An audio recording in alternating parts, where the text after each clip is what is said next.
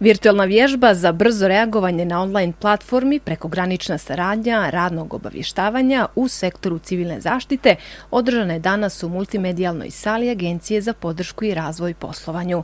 Prema riječima savjetnika za Evropsku uniju i druge donatorske fondove prijestolnice Cetinje Miloša Ivaniševića, ovaj projekat će značajno doprinijeti i olakšati komunikaciju sektora civilne zaštite sa svim akterima koji učestvuju u različitim akcijama prevencije i sanacije požara, poplava i drugih vrsta nepogoda. Danas odradili ovu pilot vježbu koja se odradila virtuelno, tačnije preko kompjutera, kako bi simulirali jedan požar u Nacionalnom parku Lovćen, gdje je postojalo nekoliko aktera, među kojima i Nacionalni park i prijestolnice Cetinje, i samom tom vježbom se poslala obavijest prema svim tim institucijama, poslao se tim koji je pošao da ugasi požar. Kad je ugašen požar, postavljen je izvještaj na samu platformu koji su dobili svi akteri koji su bili uvučeni u samu obavijest. Projekat, kako istakao Ivanišević, predviđa standardizaciju obavještenja između Crne Gore i zemalja Evropske unije. Tako da kažem da smo u jednom pogledu i ispunili određene standarde po pitanju samih obavještenja.